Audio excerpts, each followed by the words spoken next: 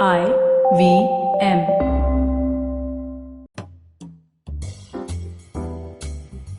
Welcome to Absolutely Right. I am your host Aditi Surana. Today's topic is perfectly imperfect. No, I'm not describing the topic.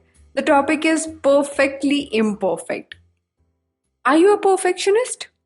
You may say, kind of. I am very particular about some things and I don't like to compromise. Right. Most of us loosely understand perfectionism as the desire or pursuit of excellence. In Bollywood, we call Amir Khan Mr. Perfectionist as he doesn't compromise on his standards of work. In real life, we refer to someone as a perfectionist when he or she is intolerant to mistakes. So the question is, what is perfectionism?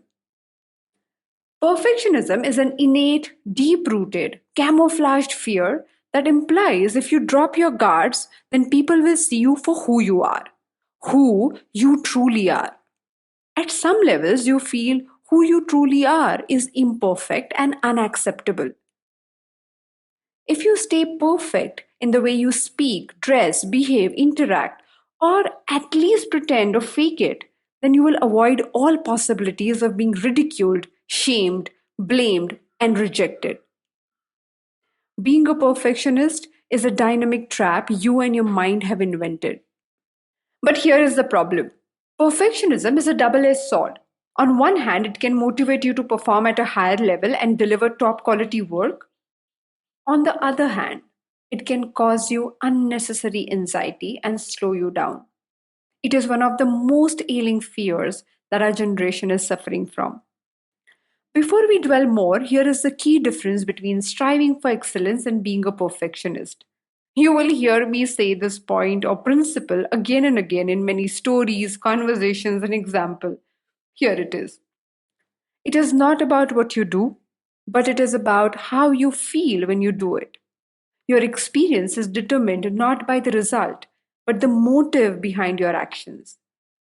This principle is applicable to perfectionism too. Striving for excellence is all about giving your best shot, making sure you have done everything in your capacity to deliver a masterpiece, or at least your best work. However, perfectionism is all about what will people think? Will they like your work? How many likes will you get on Instagram or Facebook? Is your work good enough? Are you good enough? The quest for perfectionism is actually a search for certainty, a search for a sense of control. If in your mind you're already perfect, the rest of your life can at best be spent in maintaining and nurturing this perfection. That flawless skin, the perfect figure, the perfect score, that perfect moment in time. Anything less would be disappointing. Let's take a moment to see how graphology can help us here. A stroke that Michael Jackson had in his signature depicts fear of rejection. In other words, self consciousness.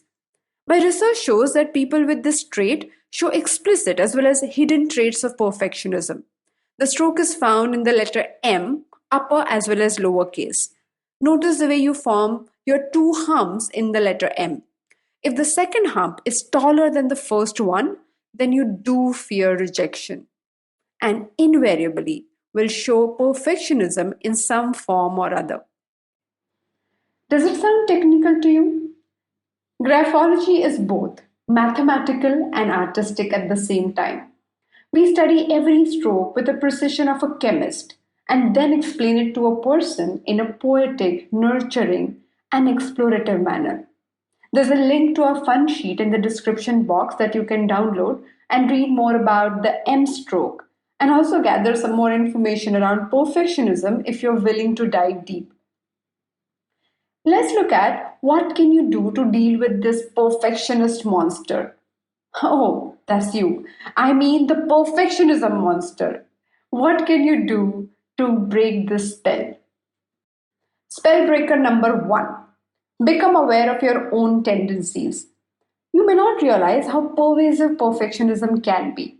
By becoming more aware of your patterns, you are in a better position to alter them. Journal your thoughts by answering a question for next 1 week. How exactly did I choose perfectionism today?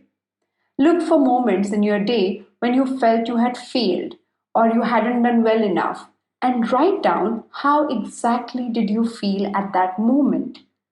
This exercise will help you become more aware of your own perfectionist thought patterns and triggers. Spellbreaker number 2. Take baby steps. A perfectionist tends to set goals of unreasonable excellence with no learning curve. These goals tend to be unrealistic and cause problems by being so rigidly demanding and leaving no room for error. Instead, you can reduce a lot of pressure by setting experiments instead of goals. Try out different things each month. See how you strive excellence over focusing on just trying to avoid making mistakes. Spellbreaker number 3. Don't believe the mean abuser. In my sessions, many people have narrated the horror of their demanding, abusive, mean, and critical inner voice. How that voice drives them crazy, and they can't help but find faults in themselves and others. Please stop beating yourself up. This conversation that you have with yourself, what we therapists call the self talk, is constantly shaping your beliefs about everything, especially about yourself. You may think you only fear rejection or you're only a perfectionist when it comes to your body image. And other than that, you're a confident person. But unfortunately, your mind does not have that compartmentalized approach. It feels stuck at once by the criticism enforced by your own inner dialogue. Spellbreaker number 4. Embrace yourself for being perfectly imperfect. The Japanese call it kintsugi. This is the art of repairing broken pottery with a golden inlay. Instead of discarding the broken piece, it is restored.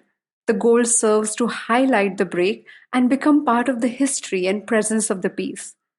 The fault is not hidden, but highlighted. The piece is perfectly imperfect. All your imperfections also tell a story of where all you have been. These are your battle scars, ugly as they may appear, but they are the authentic and powerful parts that shaped you and made you the person you are today. You may choose to deny these parts, but you can never disown them. So, what if you choose to embrace them instead? Imperfection is fluid. Perfection is cast in a stone. Progress requires imperfection, confusion, chaos, so that you can find clarity. The very moment you embrace your imperfections, your defensive guards become redundant and useless. Author and researcher Brené Brown says authenticity is the daily practice of letting go who you think you're supposed to be and embracing who you are, perfectly imperfect. Thank you so much for joining me on this episode of Absolutely Right. We have added the stroke formation and other notes of this episode in today's fun sheet. You can download it from my website aditisurana.com/podcast. Next week, I will be inviting the founder and CEO of IVM Networks and our very own pod father, Amit Doshi.